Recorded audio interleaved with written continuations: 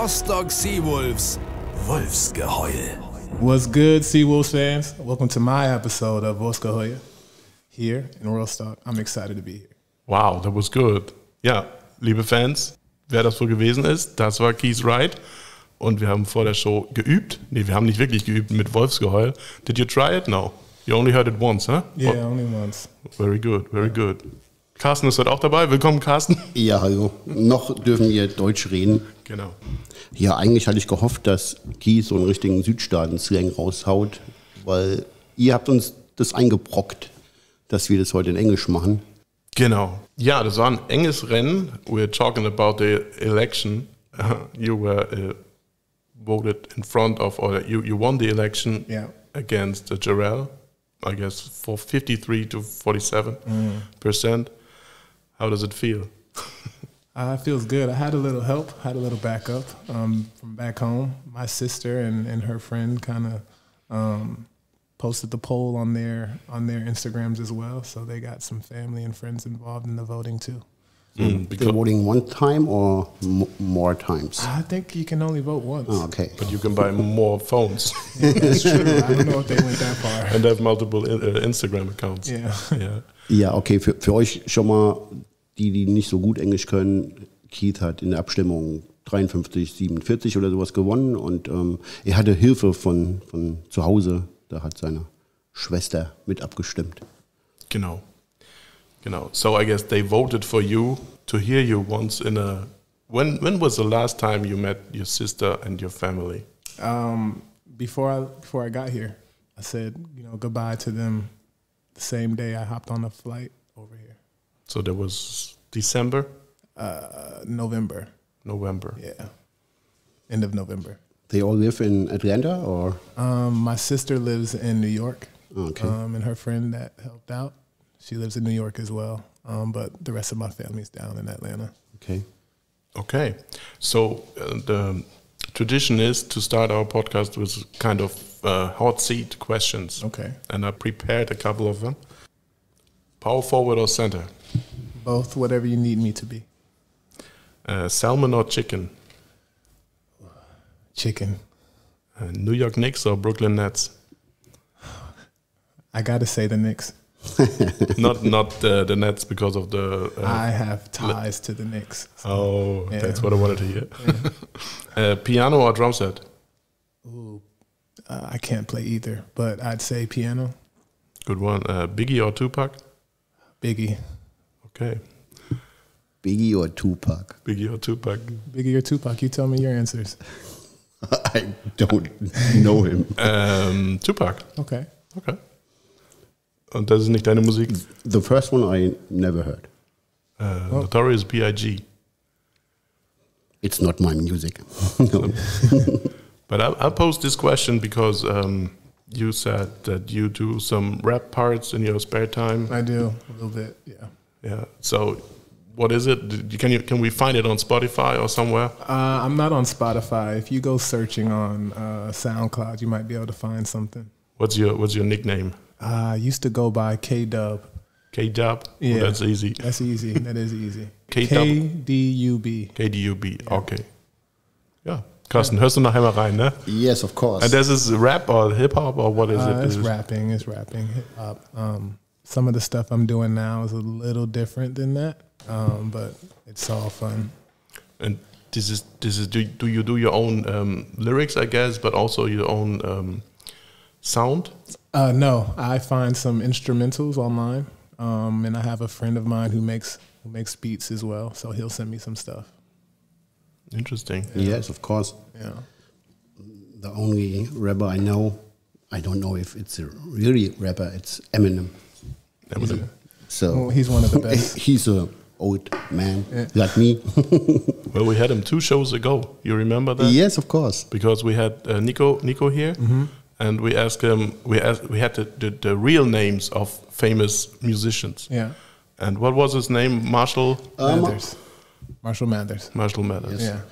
Because we have a culture corner later in the show, so that was the last time about music, right? Right. Yeah, Cultural Corner will be here as well. I don't know what he prepared, so maybe, I don't know. I don't know too. Yeah, but culture is a big thing in your biography. Maybe you could introduce yourself to the listeners, because you started pretty late with basketball, because of your mother, who said education is key. Yes. And you studied psychology in Harvard. Yeah. So that's not typical for a pro player. Going 4 full years and finish psychology. So maybe you can have a little introduction of yourself. Well, you broke it down a little bit. I did. I started late because my mom wanted me to focus on education. She didn't want me to see basketball and sports as a way of making it in life. So she really forced me to make sure I got good grades and got good scores in my studies. And so when I started playing basketball, I took it on pretty well. Started playing pretty well, and had some opportunities to go play college basketball. Had some scholarships, but when I got a call from Harvard, it was automatic. I didn't think that when I started playing basketball, I'd be playing professionally and doing what I'm doing now. The telephone call come to you or to your mother? It was to the house. I was actually sick at the time, so I was in bed, and my mom came in my room, and was like, "Hey, Harvard's on the phone." And I said, "Harvard? Like the Harvard is on the phone?" And she was like, "Yes." And I was like, "Oh, I'm there already. Like, I'm there." And so you have no contact to Harvard before, or no? Okay. No, I had no contact. I was playing really well, and I was getting recruited by Princeton and Brown at the time. And I think one of my really good friends from high school, his dad used to be a coach in college as well. So I think he had some input in Harvard calling because he knew the head coach there. So he was like, "Hey, your rivals are recruiting this kid and he's pretty good. So maybe you guys should get on it." And I think that's what sparked the phone call. Okay. But you have to be a good student to get to Harvard. Yes. To come to Harvard. There's no athletic scholarships at all. So if your parents do well with work and they make a lot of money, you have to pay. You have to pay to go there all 4 years. But I had a single mom coming from a single parent household. I found some scholarships, some scholarship money and grant money myself, and financial aid helped as well. So I came out of Harvard, owing something like $13,000, and that was just to help my mom out with my sister's tuition. She was at St. John's. So. And you get a heart attack if they call? No, I was just really excited when I got the call. I couldn't believe it at first, but looking back, it all makes sense. Okay. Yeah. Besides Harvard, were there any other colleges calling? I mean, sport-wise?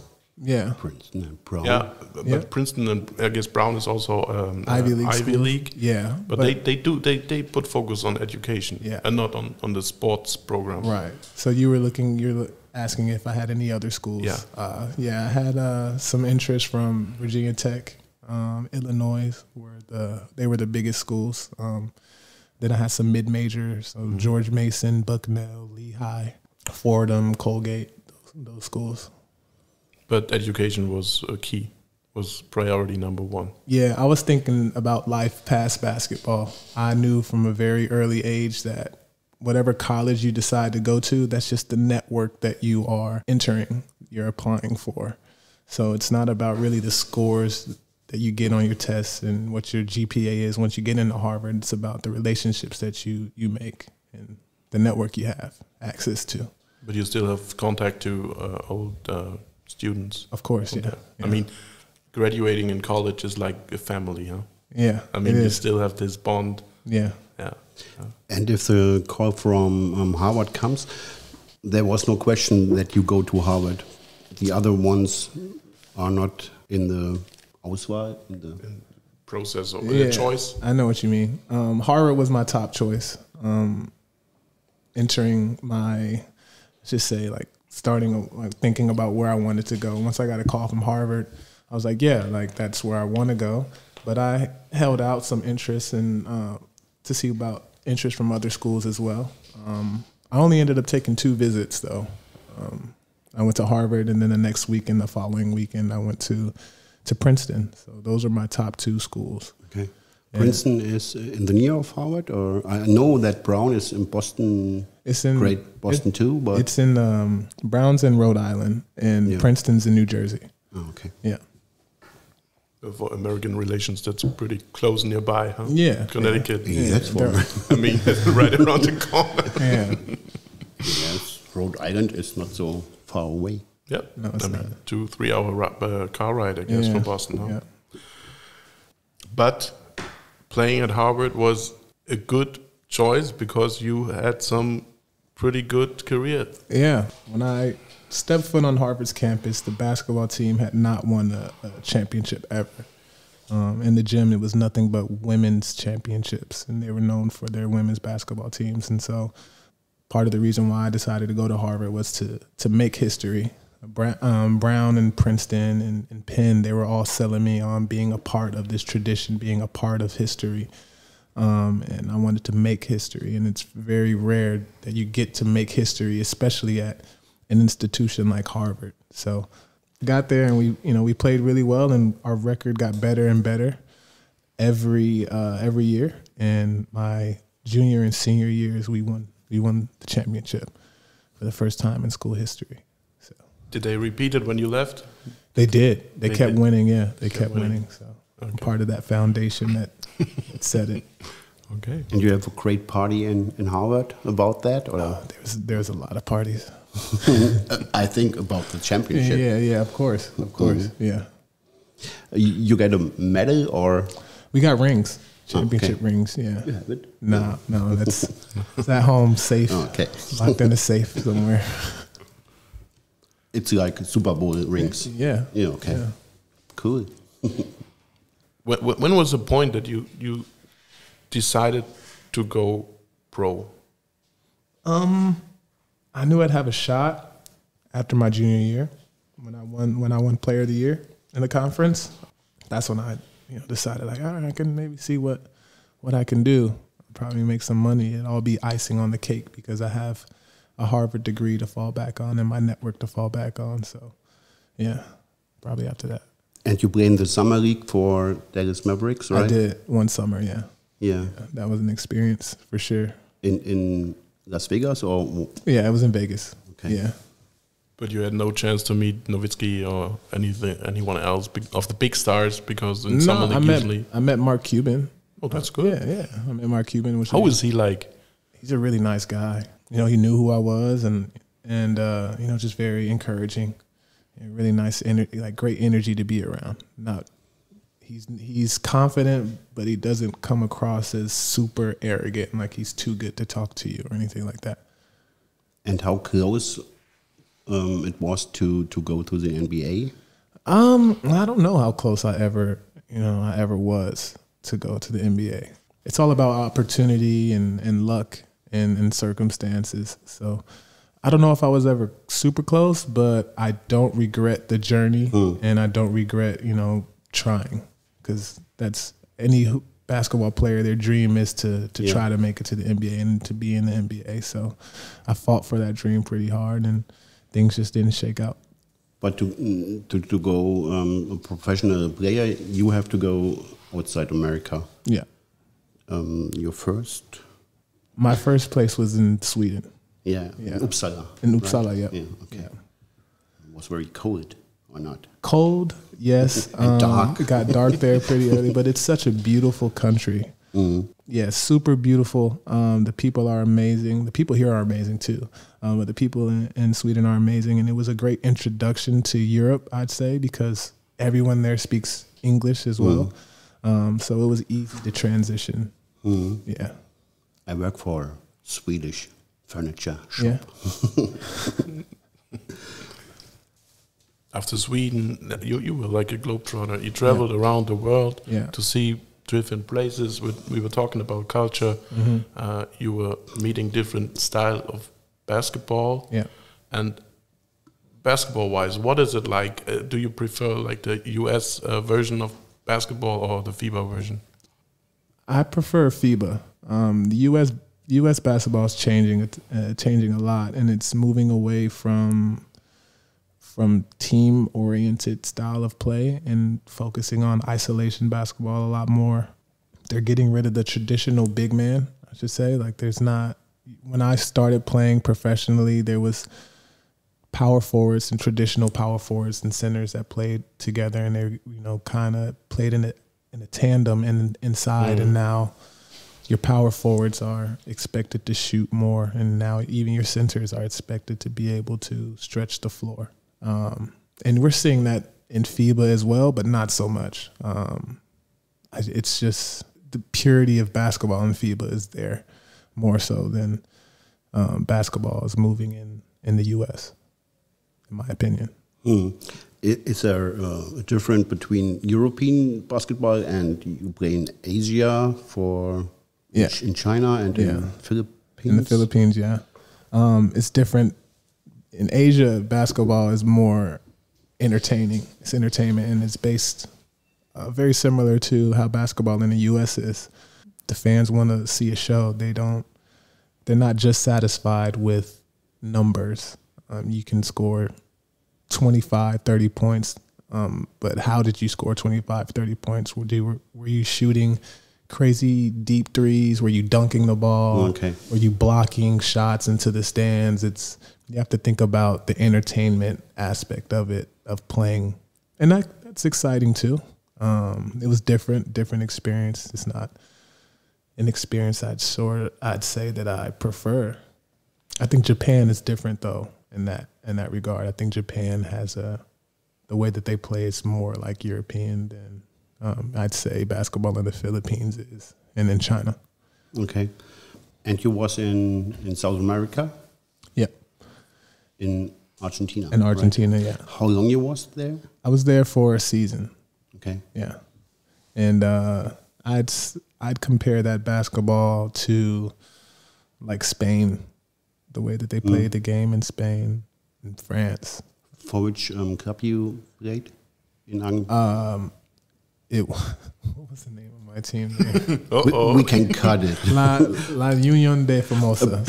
Because yesterday we played against Schwenningen, and they have a guy who plays for Boca Juniors. Yeah. I did play against Boca, but I played for La Union de Formosa. So it's a club owned by the city of Formosa in Argentina, a small town. Okay.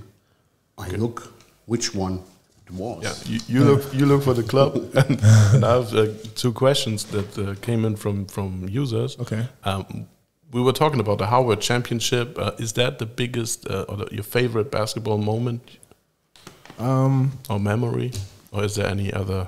Yeah, I winning the championship at Harvard, the first one, and being team captain, co-captain of that team.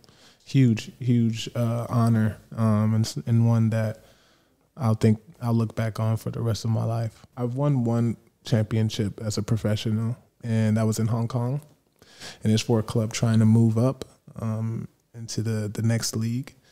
And when I got there, the role that I had was not only a player but kind of a coach as well. I was leading practices and things like that. So. Felt the anxiety that a coach might feel. Like I was talking, had a pretty close relationship with the head coach there, and he was super nervous before games, and I was the one that was kind of like, "Hey, coach, it's all good. We're gonna be all right. We're gonna win this." So that's satisfying too, because no matter at what level you play, it's really hard to win a championship. So yeah, all of my championships, I guess, will stand out. We had a saying when we were having the podcast with Brad Lösing. That winning is not easy. I mean, what is your mindset to travel from one team, from one country to another, always to adjust to a new surrounding, to a new team, to a new culture? You studied psychology. Does this help in any way? Yeah, I moved around a ton as a kid too, so I've always had it easy in terms of like adapting to new places. I think the toughest part about anything like entering a new team is just you start with a clean slate. And my biggest thing is I know what I can do on the court, but how can I impact this team to get the best out of everyone else. And so I always think about what mark am I going to leave? How will I be remembered on this club? And what will people say about me? Mhm. Draußen klatschen ein paar Leute, da gibt's die Montagsdemo. Aber die Polizei hat alles im Griff. Hoffe ich. Hoffentlich. Na gut. Okay, we're just saying that the protest is doing the sound in the background. Yeah. Okay, and besides English, did you learn any other languages in the countries you played? Like, I guess Chinese not, but Spanish maybe? Spanish, I studied Spanish in school, so I was able to get around in Argentina pretty well. Surprised at how much I was able to retain from school. So yeah, Spanish, that's it. I'll pick up a few things here and there from a country that I'm in for the year, but after that's over, I kind of forget it. Okay, but I guess you've been to Ecuador as well? I have, yeah. So Argentina and Ecuador, yeah. Okay. Oh, your passport must be full of stamps, huh? I had to get a new one because I ran out of space. Really? Was it full? It was full, yeah. Okay. Yeah. Do you have a crazy story in one country you can tell us? Crazy story. Strange food, or I don't know. Yeah, when I got to China, I had a team meal, and so they were eating traditional Chinese foods, and they brought me out like this steak and some chicken, and then like a salad.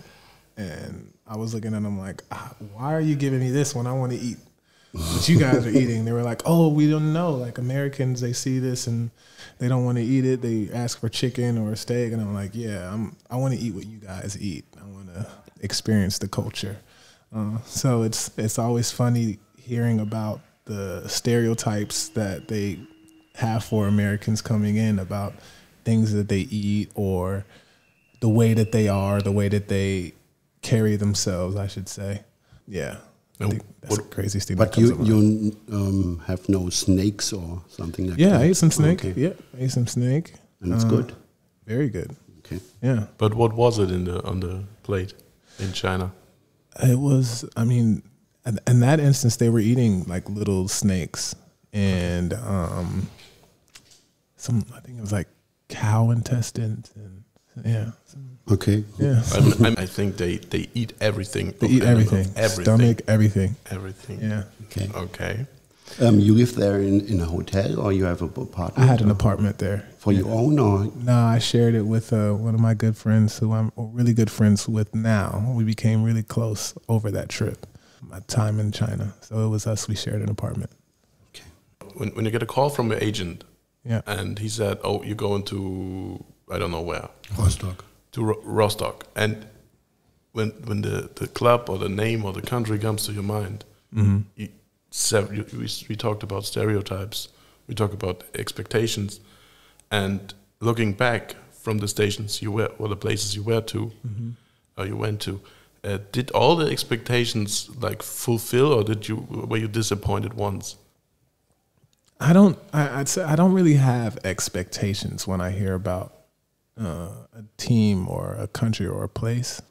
I go because I know that expectations or stereotypes don't always turn out to be true. So I go into a situation knowing a little bit about the culture itself, and I go in with low expectations all the time, and so I'm always impressed, and I always enjoy my experiences wherever I am. What I do expect is for a club to be professional. I think that's it.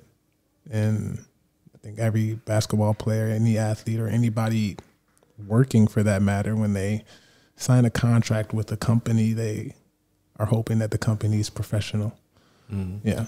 But talking about being professional, I mean, is it different from country to country, from continent to continent? Yeah, of course. What professionalism means. Absolutely. Yeah, absolutely. Yeah. And so I've been disappointed in that regard in some places, but then I understand about just the way that their culture is and how it works, and that it actually is professional for them. So it's adapting to that and understanding people and learning to control what you can and letting the rest take care of itself. Yeah, that is also, sorry, that is also kind of cultural standard. Yeah. I mean, every culture says beauty is beauty for themselves, but what is beauty for us compared to Russians or to like Spanish or Japanese people? And that's why that's the same with professionalism and I guess everything else that has to do with culture. But in every club, they spoke English. That was not a problem, the language. Not a problem, no way. Was in every club a second American player? Or? So when I was in the Philippines, I was the only import American on the team. They had some Filipino Americans whose one of their parents was American, so they could speak English. But that's the only situation I've been in where I was really the only one. Every other club, every other place I've been to, there was always at least one other one. Okay. If you was, before your professional career, you want to go to these countries special, or it was Zufall? A coincidence? Yeah, I'd say some of the places that I'd been, I'd wanted to go. And, like? Germany was on the list for sure. Okay. Greece was on the list. China, and that's okay. Out of the why places. Greece? I mean, you look at Greece and the tourist culture, and there's a lot of great architecture there. In America too, you can go to holidays to Greece. It is big. It is. It is. Santorini's really big. Okay. So Greece was definitely was there. The food as well. Of course. Yeah. I never would have gone to Sweden. I don't think I ever would have visited Sweden if I hadn't played basketball. And now it's a country that I'll return to for the rest of my life at some point. Visiting and having experiences there, vacations there. Okay. You don't know Pippi Langstrumpf in America. Pippi Longstocking? Yes, Pippi Longstockings? Astrid Lindgren. Yeah. We had a player here. Pippi what? Longstockings. Oh, okay. Eigentlich klar. We had a player here. His name is Yannick Anceloni. He's from Congo, and because of civil war, he had to move in when he was a child to Canada. And he played here for 2 years. Jens was playing with him one season in the first Pro B season, third league, and then in our first season in Pro A. And he moved with his girlfriend to Stockholm. And he said, Sweden is a place to be as well. I want to spend the rest of my life. It's nice. So it is nice. It is really, really nice. Are there any other countries on your bucket list to travel to? Yeah, Japan. Japan is on the list for sure. I have not been to Italy either. Oh. Yeah, so Italy and then the UK as well. Those are the first 3 that come to mind. Okay. Yeah. In Italy, the meats are very good too. Yeah. The food? The food, yes. Yes, okay. Yeah. Do you have any contact with Ryan? I do. Yeah. He's in Italy right now. He is, yeah. Having a good time. He's happy. I'm happy for him. Yeah. How was it to let a player go in the middle of a season? It's tough. But, situations are what they are. And ultimately, I'm a person that wants people to be as happy as they can be, as possible. And you could tell that he was starting to get a little unhappy.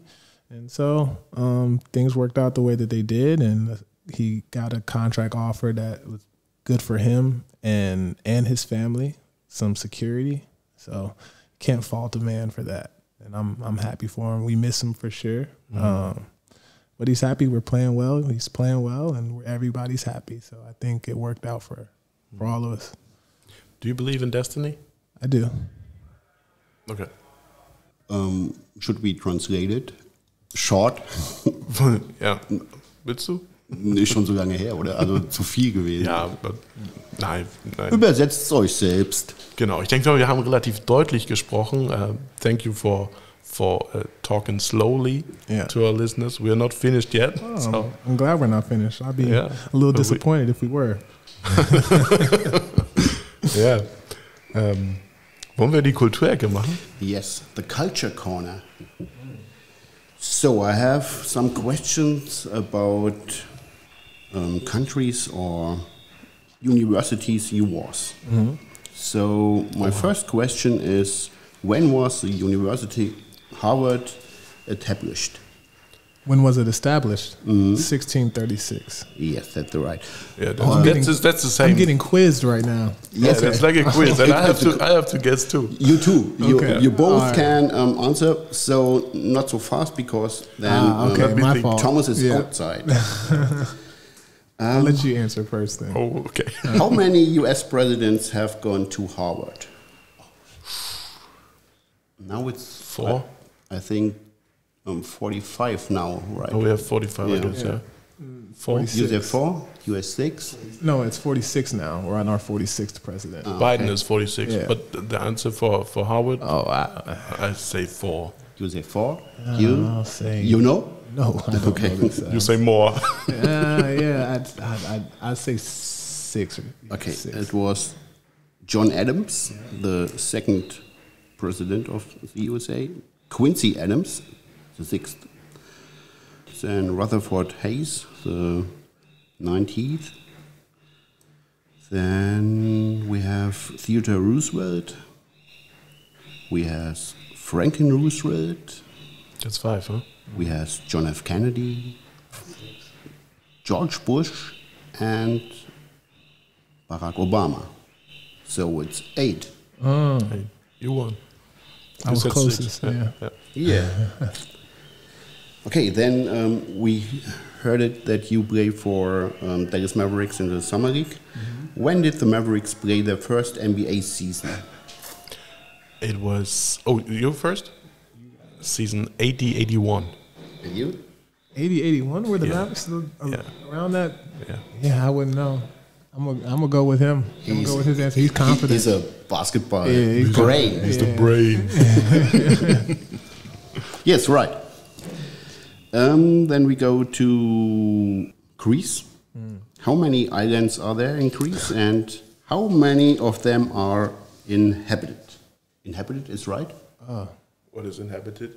How many That they people live live people on that? Okay, okay. Hmm.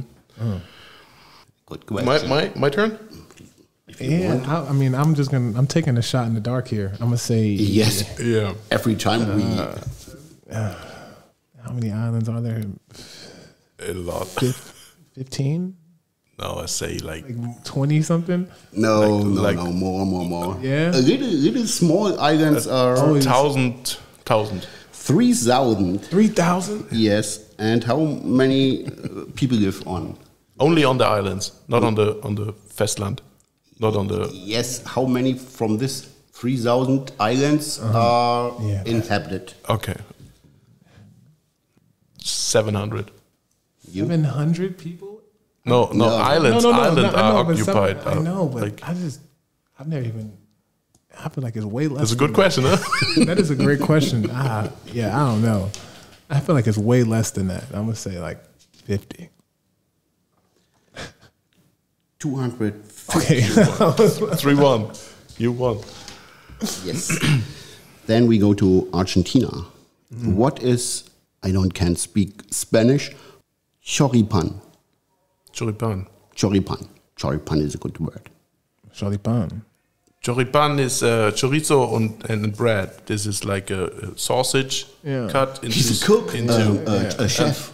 In front of the state, I've seen a show on Netflix about cooking, and it's a soul food in South America. Yeah, and they have a show especially for Buenos Aires, and in front of Boca Juniors Stadium, where they play soccer. They have like traditional choripan stations. That's traditional like bratwurst in Brötchen. Yes, of course. Yeah. Very good. Yeah. Then we go to Georgia, your home state. What is the name of the highest point in Georgia and how high it is? The highest point in Georgia? I wouldn't know. Is it somewhere in Atlanta? Is the Coca-Cola building? I don't know. No, a mountain. Stone Mountain? Is it Stone Mountain? That was my only guess. That would be my only guess. And I know it's wrong.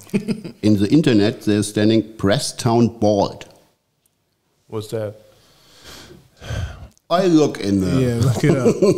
Georgia is where I call home now. It's where I call home, But you were born in Virginia? And I was born in California. Yes, okay. California. He said wrong to me. What? You say that he come from Atlanta. It's all right. I come from Atlanta. He's living in I live in Atlanta. I call it home. But you were born in California? I was born in California. In which city? Newport Beach. Yeah. It's in the near of it's like Los Orange County. Angeles, yeah. right?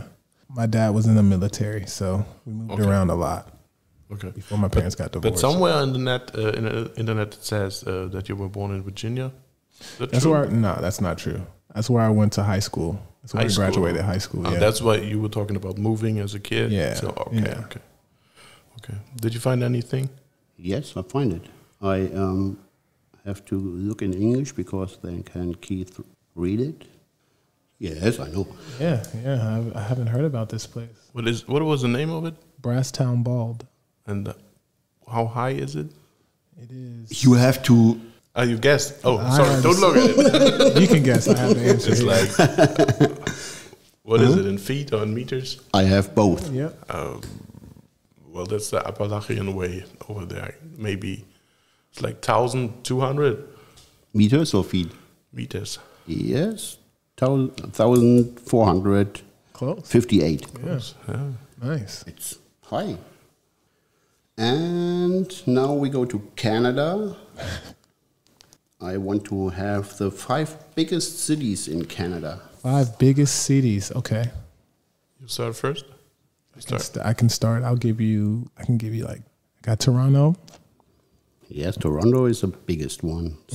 6 million people. I got Montreal. Yes, 4 million people. Halifax.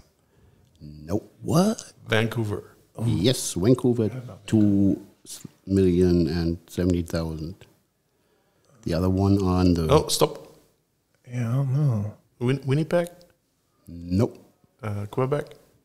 Nope. No? Ottawa? Nope. It's close, very close between Ottawa and the other one. They are more on the west of Canada.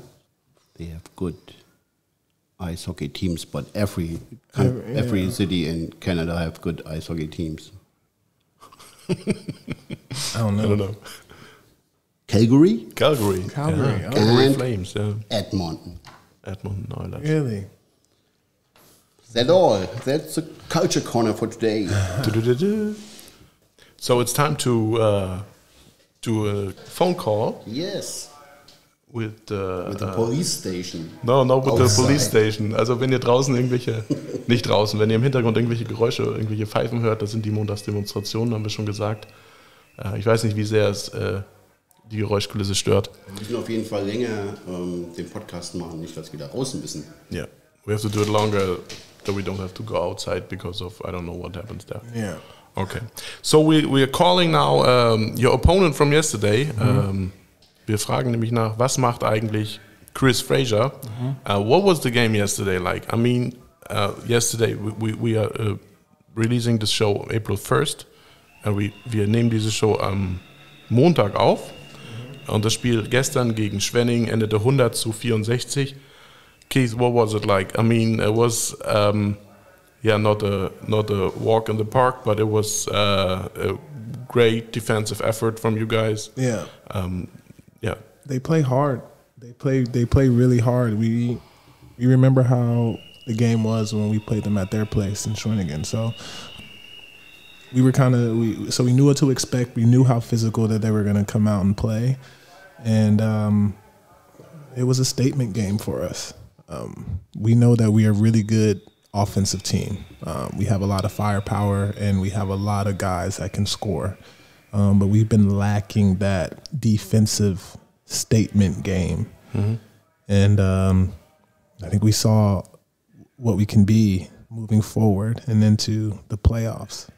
So hopefully we're building. I think everyone is kind of gelling together with chemistry. You know, when you bring in a new guy like Trevor, and you have, you know, Zaki's coming back and guys working their way back from injury. Jarrell was out with an injury with his hand, and so it takes time to build chemistry. And so I think that's what you saw yesterday is like our chemistry finally starting to click. It's good to hear. Coach said after the game that every player on the team knows 100% his role, his task, what to do on the court. Yeah, and it really looked like that. Yeah. There are 3 games before the Hauptrunde, because at the end of till the end of the regular season and starting playoffs.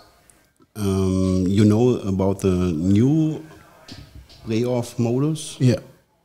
And it's good or not so good for you? It is what it is. Okay. Yeah. But it's not you're not speaking in the team about that? No. We focus on the next game, and that's it. We control what's in front of us, and I think that's what's been so great about the team is we don't look too far ahead. We focus on the goal of each day. So whether it's practice, what are we doing today in practice, and preparing for our next match. Okay. It's a very professional answer. Yeah. It's true. It's diplomatic. It's true. Okay. Now I try to call Chris. Hopefully it works. Hallo? Hallo? Ja, grüß dich, Chris. Du bist live in der Show, live im Wolfsgeheul. Grüß Hallo. dich. Hi. Grüß dich. Passt dir gerade? Naja, kein Problem. Super. Ja, ihr seid gestern relativ früh abgereist. War natürlich auch schwierig, da nach so einem Spiel noch irgendwo in der Halle zu sein. Wie war es, wieder in Rostock zu sein? Ja, es ist immer wieder schön, wieder in Rostock zu sein. Meistens die Projektfall Saison ist da. Freunde sind immer noch da, ihre Familie ist auch noch da. Ja, Rostock ist fast so gut wie ein zweites Zuhause, also es ist immer schön, wieder in Rostock zu sein. Wie war die Fahrt jetzt zurück? Wahrscheinlich ruhig über Nacht, oder? Also auch geknickt im Team? Ja, also am Anfang war es schon ruhig und dann, weil irgendwann muss man auch klar damit kommen, okay, wir haben mit 36 quasi verloren, aber es geht weiter. Wir haben immer noch eine Chance auf die Playoffs. Ja, also danach wird es auch irgendwie mal wieder normal. Die Chancen sind ja gar nicht so klein. Also ihr seid Sechster und könnt es ja auch durchaus gut erreichen. Ja, finde ich auch. Also ich meine, klar sind wir jetzt enttäuscht. Kann mir gut vorstellen, dass allen auch enttäuscht ist, aber wie gesagt, wenn wir einen Sieg gegen Ehingen oder gegen Hagen reinholen oder Tübingen verliert noch ein Spiel, Trier verliert noch ein Spiel oder so, dann sind wir auch drin. Wir würden schon gerne mit 2 Siegen in die Playoffs reingehen, damit wir ein gutes Gefühl haben. Dann mal schauen. Hoffen wir mal, dass wir ein anderes Gesicht zeigen als gestern. Habt ihr heute schon mit dem Trainer gesprochen oder hat er heute frei gehabt? Wir hatten heute frei. Morgen fangen wir wieder an. Und dann kann ich mir halt schon vorstellen, dass wir wieder hart arbeiten und konzentrierter arbeiten müssen diese Woche. Weil Ehingen ist auch keine schlechte Truppe. Die können schon gut aggressiv und auch Mannschaften nerven. Also da müssen wir auch hoch konzentriert sein. Es ist jetzt 2 Jahre her, dass du Rostock verlassen hast. Eine Saison in Iserlohn und eine Saison in Schwenning. Also was war schöner? Iserlohn und Schwenning? Soll ich jetzt sagen Iserlohn? Ja, naja, man kann aber fragen. Chris hat schon viel gesehen auf der Welt. Ja, schon. Also ich will mal sagen, als ich in Iserlohn war, also ich finde die Stadt nicht schlecht. Aber ich habe Rostock schon unterschätzt und ein bisschen eher vermisst, weil dann ist man halt in NRW wieder. Da sieht man ja keinen Strand mehr und keine frische Luft, sondern alles dann halt quasi fast neben Ruhrport und man sieht nur eine Stadt und das ist alles. Rostock ist halt ein bisschen freier. Schwenningen geht wieder in die Richtung, so ein bisschen Freiheit, halt ein bisschen mehr Wald natürlich, ein bisschen mehr Grün. Schwenningen finde ich auch schön, ist in der Nähe von der Heimat. Man Mutter ihrer Seite, ihre Familie wohnen ja alle in Mannheim. Also wenn ich mal nach Hause gehen wollte oder Leute besuchen wollte, könnte ich auch wieder nach Hause gehen und so. Also an sich ist Rostock natürlich am schönsten. Schwenningen danach, Iserlohn als dritter, würde ich mal sagen. Hast du noch Vertrag über die Saison hinaus in Schwenningen oder muss da im Sommer wieder neu verhandelt werden? Ich habe nur einen Vertrag für diese Saison. Danach müsste alles wieder von neu anfangen. Mal gucken, in welche Richtung es für mich dann geht danach. Wie ist es denn jetzt? Deine Freundin ist hier noch in Rostock. Das ist ja die wohl längste Fernbeziehung, die es überhaupt geben kann, glaube ich, in Deutschland, oder?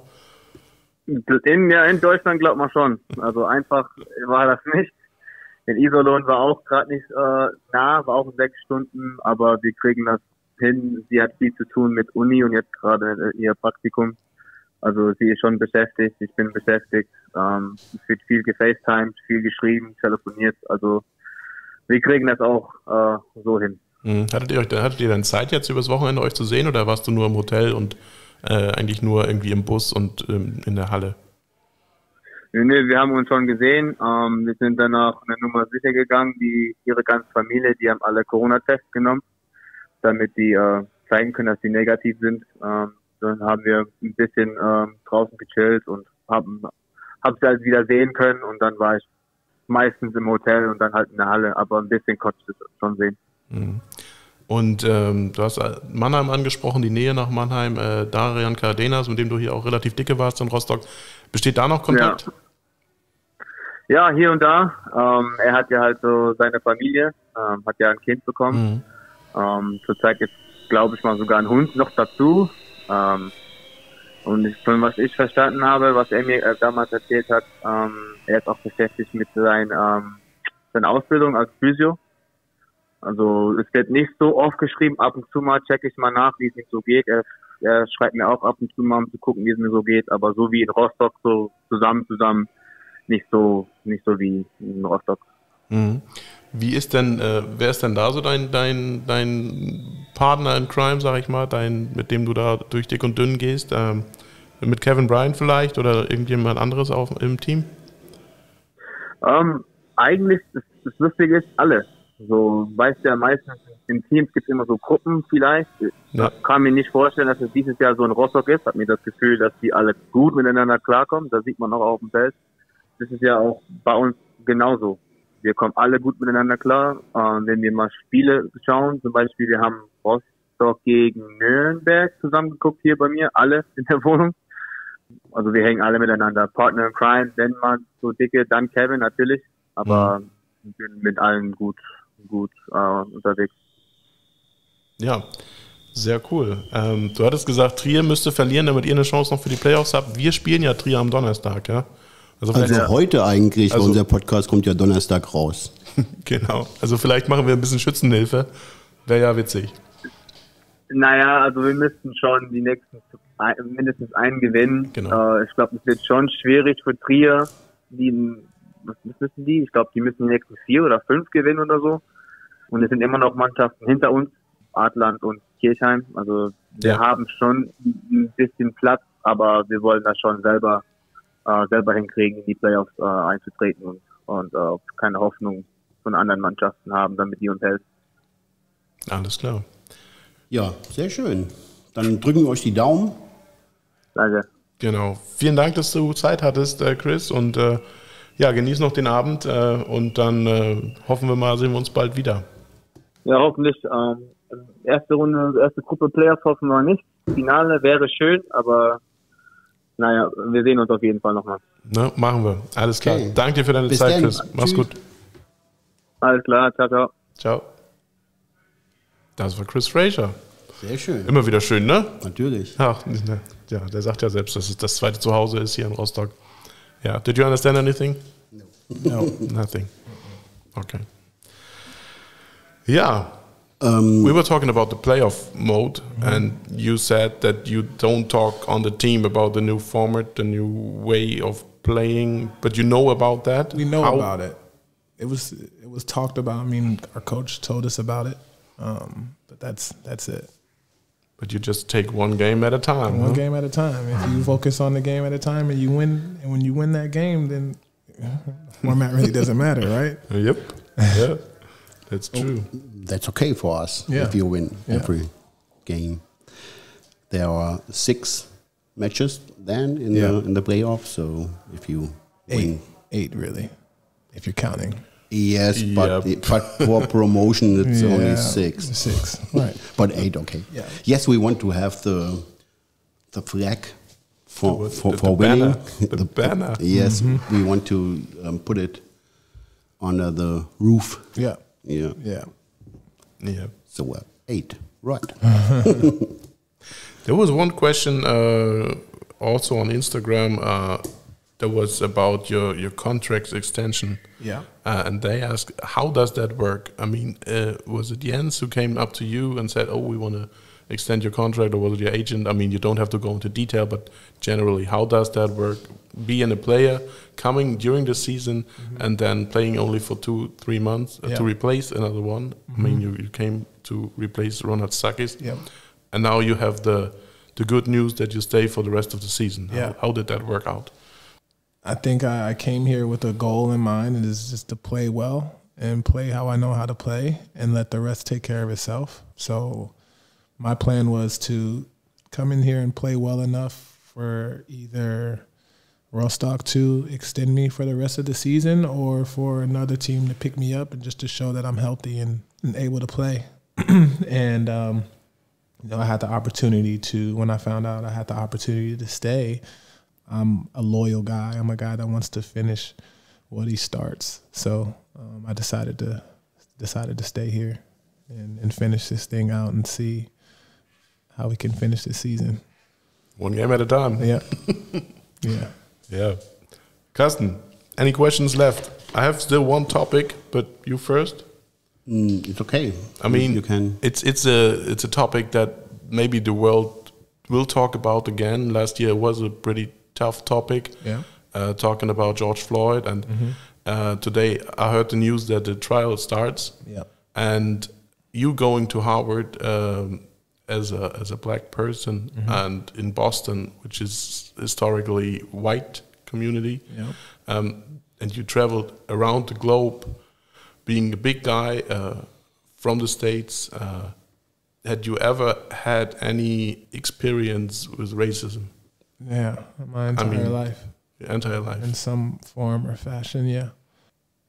It's something that I've experienced, and my mom made me aware of it at an early age, and it's something I just, you had to navigate, I guess. And it was always been like a way of life, the way that the world is, and that's not right. And I think people are being made aware of it because of technology now. Everything is in your face right there. So there's no censoring or anything like that. So people are aware of it now. But it's something that I was always navigating. I've always had to navigate up until this point in my life, yeah. And is it difficult or hard for you to talk about that? Or no, it's not. It's not hard. I've had conversations within this past year. Many conversations with people, and I've shared my experiences with them, and they're always surprised by it, about the things that I've experienced. And I'm not afraid to talk about it. I don't mind talking about it. My reactions to these instances when they come up in my life are different than most. Not most, I should say, but are different than some people's. And you can't expect each person to react the same way. Some people choose to react to it in violence and anger. But I live my life by trying not to let people control and impact my emotions. I'm in charge of that, and nobody has the power over my emotions. So that's how I kind of respond to it, or I have responded to it. I'm more vocal now, though. If anything comes up, I won't avoid the conversation, and I'll speak up and welcome a conversation, just to help try to help that person have a different understanding and talk to them about how ignorant it is and things like that. So, But do you have any practices like doing mindfulness techniques to help? Yeah, I meditate daily. I try to meditate daily. I journal a lot, and when it gets really tough, I need different outlets. So basketball helps me as an outlet to just get the anger and frustration out, the physical aspect of it out. I make music. Music is very therapeutic for me too. So a lot of what I'm going through in life shows up in the music that I make as well.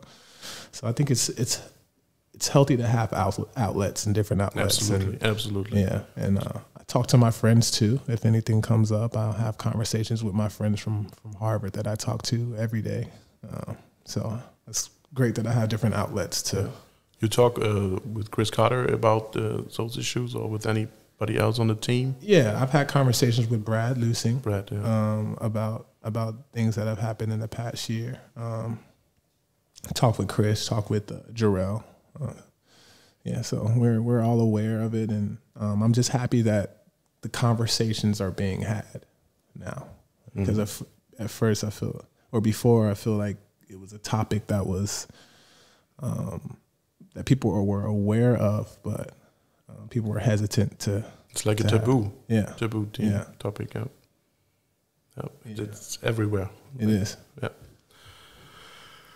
I mean, it's a topic we could talk about like 1 more hour. Yeah, it is. It's Carsten. Yes, but we both are white. I think we cannot feel the way you feel, right? And we cannot experience the way of experiencing the way you do, and that's difficult to understand. So we can only talk to learn what could it be like, but we cannot be the one. Right. Yeah. And there was that's not a topic, but it's a parallel example.